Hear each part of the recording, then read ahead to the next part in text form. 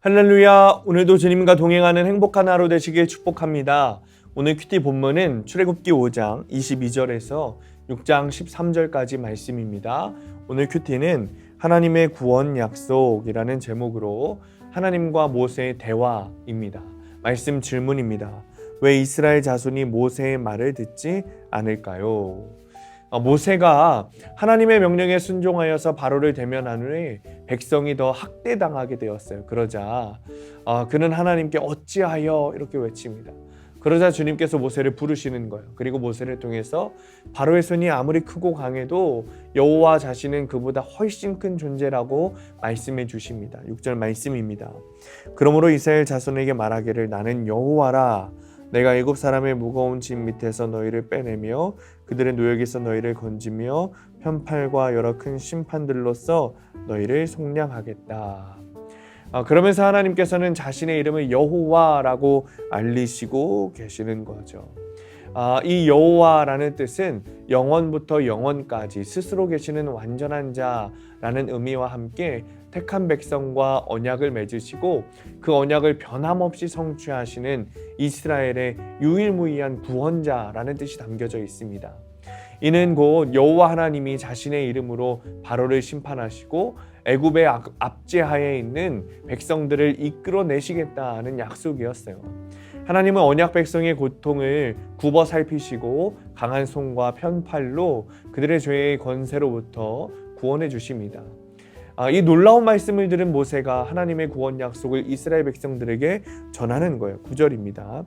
모세가 이와 같이 이스라엘 자손에게 전하나 그들의 마음이 상함과 가혹한 노역으로 말미암아 모세의 말을 듣지 아니하였다. 그런데 놀라운 것은 그들이 모세의 말을 듣지 않았다는 거예요. 처음 모세가 이스라엘에게 나타나서 하나님의 말씀을 전했을 때 그들은 긍정적인 반응이었습니다. 그런데 그때와는 다른 반응이죠.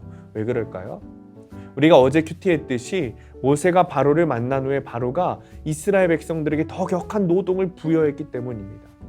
그 고난으로 하루아침에 하나님을 향한 마음이 이렇게 바뀐 거죠. 분명 그들에게는 기쁨, 소망, 믿음이 있었는데 잠깐의 고난이 찾아오니까 좌절, 원망, 불신으로 그들의 마음이 바뀐 거예요. 그래서 모세의 말을 듣지 않는 겁니다. 그러나 하나님의 말씀은 불가능해 보이는 현실에도 생명을 살리시고 구원하시는 능력이 있습니다. 믿음은 나는 할 수 없지만 하나님은 하십니다.